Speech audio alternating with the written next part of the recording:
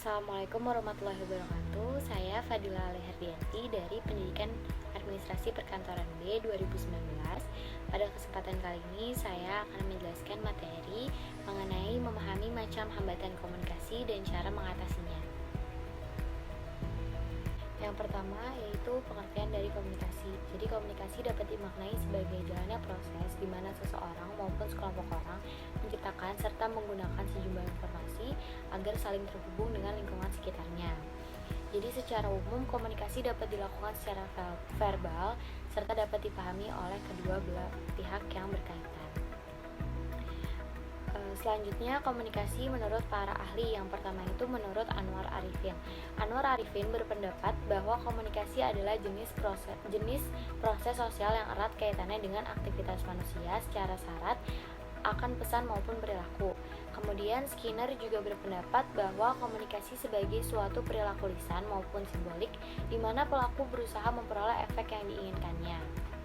Kemudian menurut Forsdale berpendapat bahwa pengertian komunikasi adalah jenis proses pembentukan, pemeliharaan, serta pengubahan sesuatu dengan tujuan agar sinyal yang telah dikirimkan berkesesuaian dengan aturan.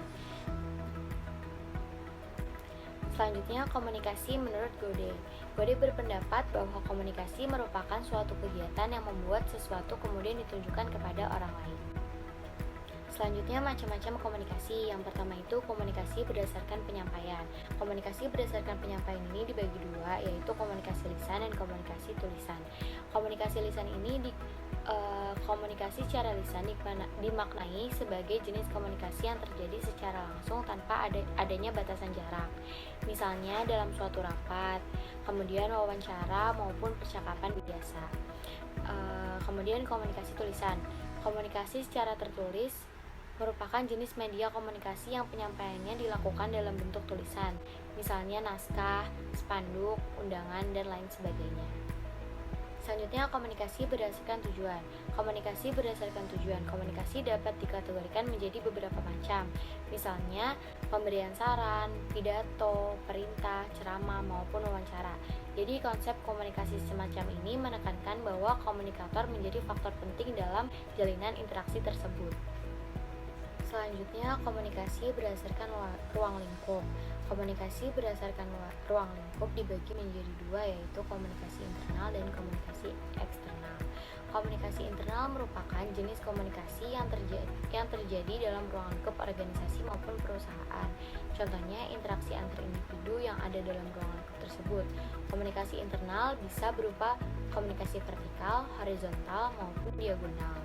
Kemudian komunikasi eksternal berarti komunikasi yang terjalin antar organisasi maupun masyarakat dalam berbagai macam bentuk, misalnya konferensi pers, pameran, publikasi, siaran televisi, maupun bakti sosial. Selanjutnya yaitu komunikasi berdasarkan aliran. Di sini terdapat 5 macam, yaitu komunikasi satu arah, yakni komunikasi yang berasal dari salah satu pihak saja. Kemudian komunikasi dua arah, yaitu komunikasi yang mempunyai sifat saling memberikan timbal balik. Kemudian komunikasi ke bawah, yakni komunikasi dari atasan dengan bawahan. Kemudian komunikasi ke atas, yaitu komunikasi yang berdasarkan dari seseorang bawahan kepada atasannya. Kemudian komunikasi ke samping, ini komunikasi yang terjalin di antara beberapa orang pada kedudukan yang sama atau kedudukan yang setara. Selanjutnya, macam-macam gangguan komunikasi secara umum. Yang pertama itu gangguan teknis. Gangguan teknis ini misalnya seperti gangguan yang terjadi pada jaringan telepon, saluran radio, akses internet, kerusakan alat komunikasi, dan lain sebagainya. Kemudian gangguan semantik. Gangguan semantik ini disebabkan oleh kesalahan pada bahasa yang digunakan dalam berkomunikasi.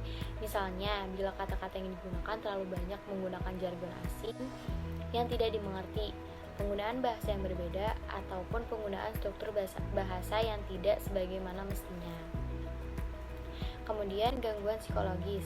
Gangguan psikologis ini adalah rintangan yang terjadi lantaran ada persoalan dalam diri individu. Misalnya seperti adanya rasa kecewa, curiga, situasi yang berduka, atau adanya gangguan kejiwaan tertentu. Selanjutnya yaitu rintangan status. Rintangan status ini terjadi karena adanya perbedaan status sosial secara senioritas. Contohnya yang dapat terjadi seperti antara raja dan rakyat, antara atasan dan bawahan, serta bisa juga terjadi antara dosen dan mahasiswa. Selanjutnya, rintangan fisik atau organik. Rintangan fisik atau organik adalah rintangan yang terjadi karena letak geografis, misalnya karena jarak yang jauh sehingga sulit dicapai alat komunikasi dan transportasi. Selanjutnya, rintangan kerangka pikir. Rintangan kerangka pikir ini adalah hambatan komunikasi yang dapat terjadi akibat adanya perbedaan pola pikir. Perbedaan pola pikir ini bisa disebabkan adanya pengalaman serta latar belakang pendidikan yang berbeda atau berlainan. Kemudian rintangan budaya. Rintangan budaya adalah bentuk hambatan komunikasi yang disebabkan oleh perbedaan norma, kebiasaan, serta nilai-nilai yang dianut oleh para individu itu berbeda dalam kebudayaannya. Selanjutnya, hambatan komunikasi antar manusia. Yang pertama itu perbedaan persepsi dan bahasa. Persepsi adalah interpretasi pribadi terhadap suatu hal tertentu. Karena persepsi ini berasal dari interpretasi masing-masing individu, maka mungkin satu orang dengan orang yang lainnya dapat mendefinisikan atau menginterpretasikan suatu kata dengan cara yang berbeda. Selanjutnya yaitu pendengaran yang buruk. Menjadi pendengar yang baik ternyata bukan suatu hal yang mudah. Meski cara mendengar yang baik sudah kita pahami, tapi ada kalanya pendengaran kita jadi buruk. Pendengaran yang buruk tidak harus karena gangguan pendengaran di telinga. Pendengaran buruk bisa saja terjadi ketika kita sedang dalam keadaan melamun atau lelah lantaran sedang memikirkan masalah lain. Biasanya pada kondisi demikian, seseorang akan kehilangan minatnya untuk mendengarkan dan menjadikan seseorang itu menjadi pendengar yang buruk. Selanjutnya yaitu gangguan emosional. Emosi adalah suatu hal yang sangat berpengaruh terhadap kondisi individu secara menyeluruh. Artinya, ketika seseorang sedang merasa marah, sedih, kecewa, takut, atau emosi lainnya, maka ia bisa kesulitan untuk menyusun pesan maupun menerima pesan dengan baik. Meskipun begitu, tapi sulit pula menghindari komunikasi ketika kita sedang dalam keadaan emosi. Akibatnya kesalahpahaman pun sering terjadi lantaran gangguan emosional ini. Selanjutnya, perbedaan budaya. Ada kalanya kita juga perlu berkomunikasi dengan orang lain yang berbeda budaya dengan kita. Dengan adanya perbedaan budaya, maka pola komunikasi yang terjadi juga akan berbeda. Hal ini menjadi suatu hambatan komunikasi yang paling sulit untuk diatasi. Yang terakhir yaitu gangguan fisik. Seringkali gangguan yang bersifat fisik ini mengganggu proses komunikasi yang berlangsung. Gangguan fisik ini dapat berupa akustik yang buruk, tulisan yang tak terbaca, cahaya yang redup, masalah kesehatan, dan lain sebagainya. Berbagai gangguan fisik dalam komunikasi ini bisa mengakibatkan gangguan konsentrasi dalam berkomunikasi. Selanjutnya yaitu hambatan komunikasi dalam organisasi. Ada 3 hambatan komunikasi dalam organisasi. Yang pertama itu kelebihan beban informasi dan pesan yang bersaing. Maksudnya di sini yaitu teknologi yang terus berkembang menyebabkan jumlah pesan dalam suatu organisasi turut meningkat secara drastis dan semakin cepat. Suatu organisasi seringkali dibanjiri oleh berbagai pesan melalui pos, email, telepon, dan berbagai sumber lain. Masing-masing pun banyak yang meminta perhatian lebih awal. Nah, hal inilah yang menyebabkan dan dapat mengakibatkan pesan terhambat, tidak ditanggapi, dianggap tidak penting, atau respon yang diberikan jadi tidak akurat. Yang kedua yaitu iklim komunikasi tertutup atau tidak memadai. Komunikasi yang efektif salah satunya memiliki ciri khas yakni dengan adanya pertukaran informasi yang bebas dan terbuka. Namun, terkadang ada pula organisasi yang menerapkan gaya manajemen yang tertutup. Gaya manajemen tertutup inilah yang seringkali menghambat pertukaran informasi yang ada. Selain itu, saluran yang terlalu banyak dalam komunikasi ini juga berpotensi mengubah pesan ketika bergerak, baik secara vertikal maupun horizontal di dalam sebuah organisasi.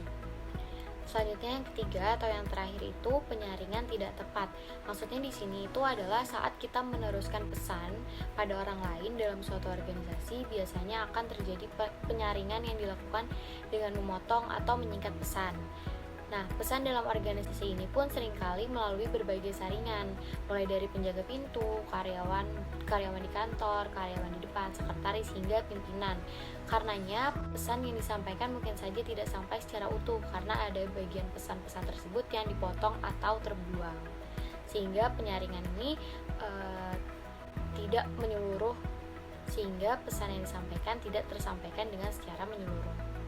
Kemudian, Cara mengatasi hambatan dalam komunikasi. Yang pertama ini memelihara iklim komunikasi agar senantiasa terbuka. Yang kedua, bertekad untuk memegang teguh etika dalam berkomunikasi dan menjalankannya dengan baik. Yang ketiga, memahami akan adanya kesulitan komunikasi antar budaya. Yang keempat, menggunakan pendekatan komunikasi yang berpusat pada penerima pesan. Dan yang kelima, menggunakan teknologi yang ada secara bijaksana dan bertanggung jawab agar dapat memperoleh dan membagi informasi dengan baik dan efektif. Sekian presentasi dari saya mengenai materi memahami macam hambatan komunikasi dan cara mengatasinya. Kurang lebihnya mohon maaf. Wassalamualaikum warahmatullahi wabarakatuh.